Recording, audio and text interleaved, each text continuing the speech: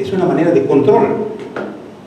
Es mejor que los gobiernos se pongan de acuerdo y digan, le damos un espacio para que la sociedad se dé las oportunidades, el punto de vista que representan, a tenerlo como una bomba explosiva, que en algún momento, frente a la indiferencia de los gobiernos, pueda traer consecuencias nefastas. Eso es más o menos lo que nos tranquiliza en este momento. De una manera u otra, por ejemplo, para que tengan una idea, en este momento estamos controlados. No hay ningún espía, no hay nadie, pero tenemos un teléfono. Cuando ustedes se conectan a una red gratuita, Wi-Fi, con el control, estamos controlados. Evidentemente que así como hay un control, hay un abuso de ese control. Al mismo tiempo que estamos aquí tratando de entender la realidad, hay grupos que en su propio interés, en su propia manera de ver el mundo, están fabricando el logicial que va a espionar, que va a hacer fraudes informáticos, todo eso. O sea, todo el mundo, dependemos de todo el mundo. Ahora, ¿dónde pasa eso? Pasa aquí, pasa en la China, pasa en... Ya no hay diferencia de horario. Ustedes se levantan en la madrugada y encuentran una información que de repente la van a transmitir a otra persona. Evidentemente, eso que nos tranquiliza nos preocupa. ¿Por qué razón? Porque todavía no es algo que pase en Perú, ya pasa en Europa. Cuando ustedes envían una imagen que es un poquito dura en términos de visión, porque hay asuntos de orden sexual o de violencia, en algunos países ya lo condenan. Y hay otra cosa que, por ejemplo, he visto la semana pasada, algunos elementos que han tomado los tribunales españoles, que el hecho de intercambiar información sobre la base de que yo te propongo un bien, yo estoy negociando el precio y finalmente me desisto de esa compra, los tribunales condenan a la persona que se desista porque dice que creó las condiciones de contratación y no puede volver a cambiar. Entonces, eso vendrá al Perú. Estamos en el 2019, de repente 2025, cuando ya el nuevo gobierno que empieza el próximo año, dentro de un año se va, tendremos eso. Entonces, esto es tranquilizante, es muy tranquilizante si se quiere, algo que nos dopa en el momento. Algunos explican que es para cambiar un poco, que no nos preocupemos de los problemas inmediatos. El problema inmediato es esa distribución de ingresos que existirá y que lamentablemente no podremos en ningún momento controlar. Luego tenemos el contexto latinoamericano. Hay dos cosas que tienen que tener en cuenta. Hoy día ya no entramos en duda, tendencia derecha, tendencia izquierda, centrista, como se quiera llamar. Hay dos cosas que gobiernan América Latina y que es el derivado de la gobernanza que aparece en el mundo. Dos cosas: liberalismo económico y democracia. Lo vamos a encontrar donde vayamos. Liberalismo económico, ¿qué es lo que pasa? Hacemos modificaciones. Antes nos preocupaba que el país no pagaba la deuda porque nos poníamos la camiseta del Perú cuando el presidente de la República decía no hay que pagar hasta el 10% y todo el mundo aplaudía. ¿Por qué? Porque era un problema de Estado a Estado. Que teníamos repercusiones con los problemas, con los programas del Fondo Monetario Internacional, el Banco Mundial, era cierto. Que el pan, la leche, los servicios públicos eran elevados, es cierto. Hoy día no tenemos eso. ¿Por qué? Porque había una redactación. Y quiere que le diga una cosita. ¿Cuál es el problema hoy día si los servicios públicos suben? No lo va a afectar únicamente, prioritariamente a los consumidores. Son las empresas que se van a preocupar porque no van a tener el servicio que vender. Y si las empresas no venden, entonces va a ser una catástrofe total. Y veamos, por ejemplo, las privatizaciones. Todo el mundo en la época de los años 80 decía, estamos perdiendo el control del Estado, todo se está privatizando. Señores, hoy día estamos todos privatizados, somos cómplices del sistema y funciona. Cuando ustedes van aquí en Lima, por ejemplo, y eso pasa en todas las ciudades de México, en Argentina, los sectores que son denominados populares, encuentran el gran mall, el gran supermercado, y hay buses que trasladan al consumidor y cuando llegan al supermercado le dan facilidad de crédito. Ahora, nosotros somos cómplices de eso. ¿Sí? Es que podemos luchar contra eso. Yo voy a ir y digo, no me gusta esto porque viene de América. Yo recuerdo mi experiencia cuando llegué a Europa y todavía había estas tendencias un poquito extremas entre el socialismo y el capitalismo. Yo recuerdo una vez que fui invitado a una reunión y llevé Coca-Cola. Yo no había entendido que ciertas tendencias extremistas de izquierda decían que por el hecho de ser el producto imperialista no lo tomaron y lo dejaron ahí. Y alguien viene y me dice, ¿sabes qué? Una recomendación, la próxima vez no traigas Coca-Cola en estas reuniones porque es un producto imperialista. Es que hoy día estamos en capacidad de renunciar a una Coca-Cola o a cualquier especie de bebida o de producto que venga de un país como son los Estados Unidos de América, ¿no? Si somos anticapitalistas y hay que renunciar al iPhone, hay que renunciar a la tecnología, es que lo hacemos, no. Es el liberalismo económico transformado en diversas facetas. Ahora, evidentemente hay la democracia. ¿Por qué? Porque la democracia es control social. ¿Cómo se controla el grupo al cual y ahí está atribuido una región geográfica? Es con la elección popular. Y hay algunas cosas que hay que grabar, señores. El liberalismo económico concentra los poderes de los grupos minoritarios, tecnología y capitales. Y la democracia concentra el poder de las mayorías que le llamamos pobres. Entonces, en todo país de América Latina vamos a encontrar que el liberalismo económico y democracia existen. Y existen y tienen objetivos diferentes.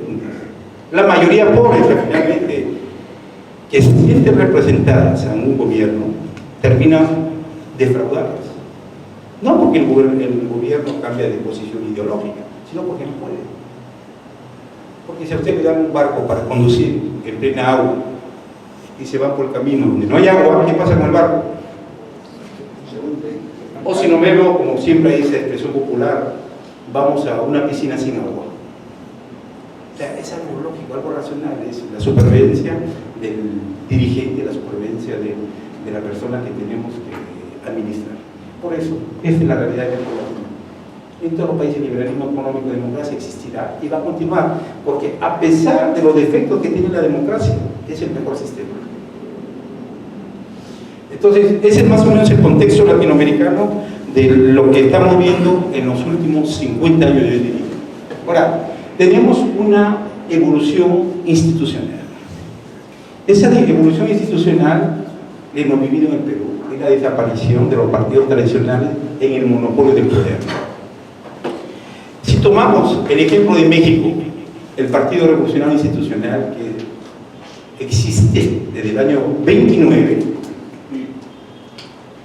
había todo el modelo mexicano de revolución que había que seguir.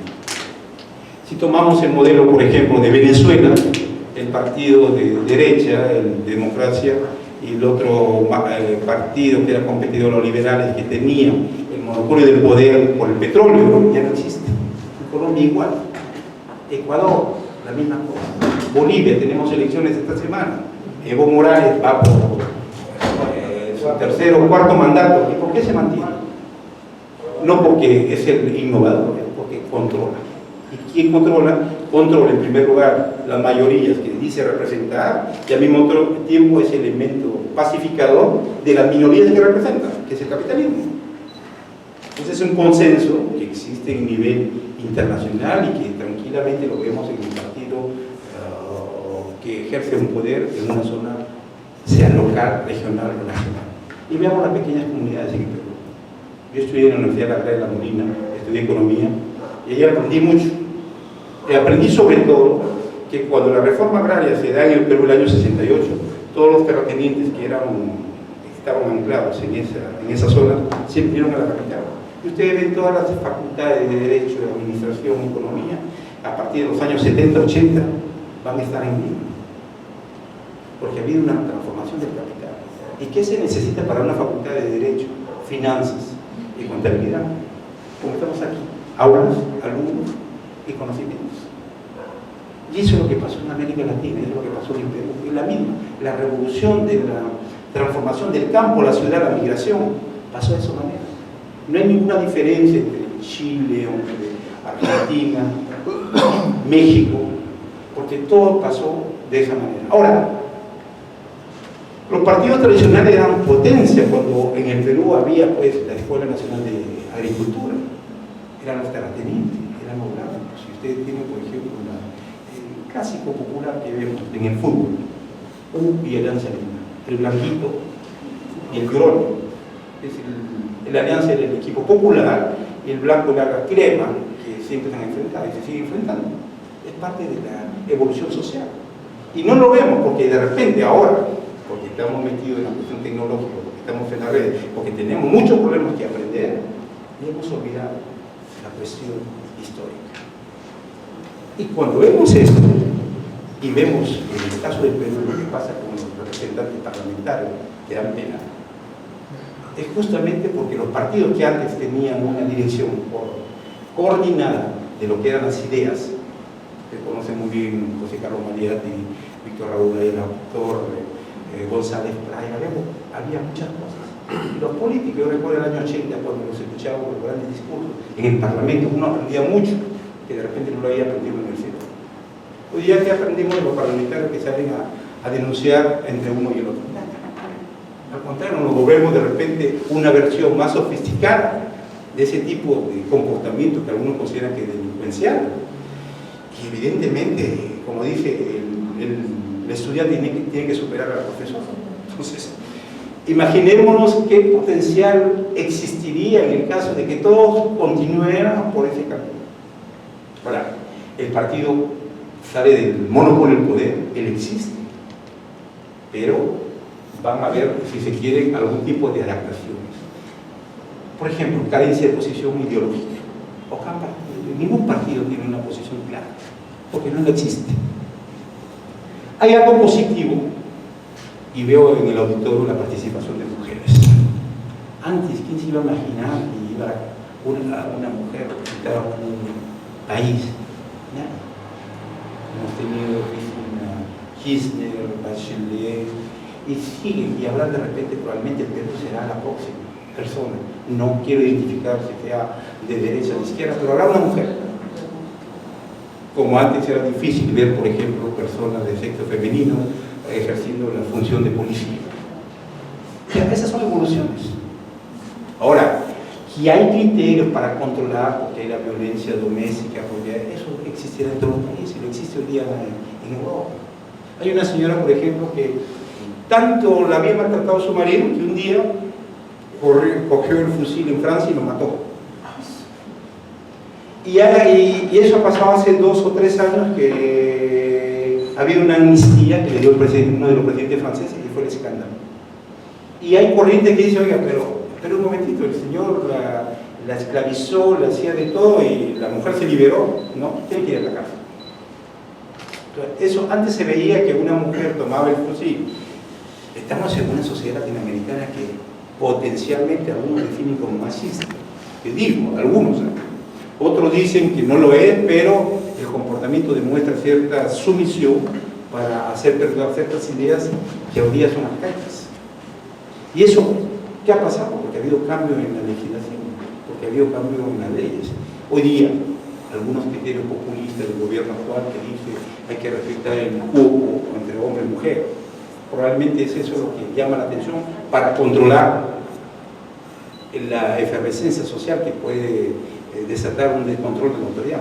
Pero eso ha cambiado. O sea, el partido político hoy día tenemos dirigentes que son muy buenas, que son probablemente muy representativas, y en ese camino habrá todavía probablemente una competencia, y la desigualdad que se critica en todos los foros internacionales de ingresos ya no existe nada.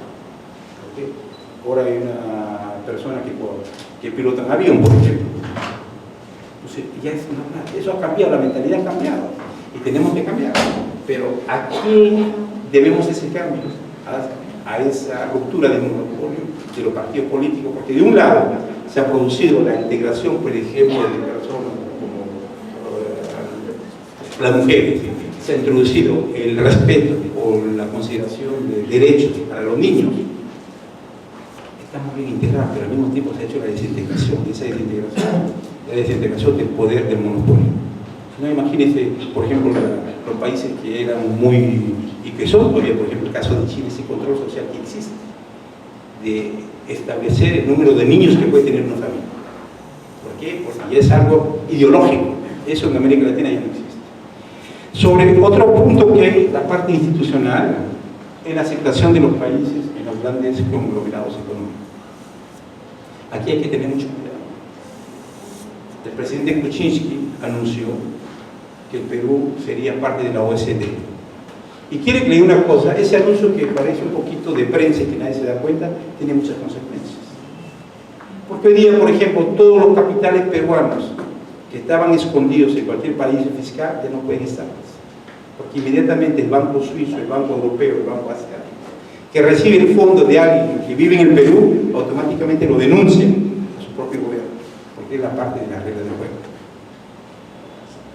En mi función de abogado, yo tengo muchos argentinos que llegan a consultarme y me dicen, ¿saben qué? Yo saqué dinero, vino el banquero suizo, me encontró en Madrid, yo le di el líquido y me lo traje a mi cuenta en Suiza y estaba bien, y ahora que quiero recuperar no me lo quieren dar, porque el banco suizo también le dice, yo te pongo las condiciones, o te lo devuelvo en una cuenta de tu país, o simplemente no te devuelvo porque está reclamando. Entonces, esa persona que sacó capitales de un país, automáticamente se encuentra en el lobo, como esa película que hay, creo que en la boca del lobo, entre Dios y el diablo. ¿Qué es lo que hay que hacer en ese caso? Negociar con los bancos suizos. No le des el 100%, dale el 30%. Y el tipo tranquilamente se va. Eso que ha hecho que los bloques económicos conglomerados haya ese control. Por eso lo que está saliendo en el Perú no es nada estrictamente peruano. Eso se sabía que iba a venir. Probablemente nadie lo anunció porque nadie sabía que la magnitud iba a ser tan enorme que se iba a descubrir todo. Y eso es lo que estamos viviendo. ¿Qué es lo que hacen las organizaciones como la ONU, la OEA? Hoy día sabemos que existe la OEA porque hay un recurso, medidas provisionales o medidas urgentes que hay que pedir para impedir algo que pase en el Perú. Eso lo sabemos ahora. Es que las personas que no estaban entre el mundo jurídico, político, lo sabían antes, no. Era un monopolio de unos cuantos.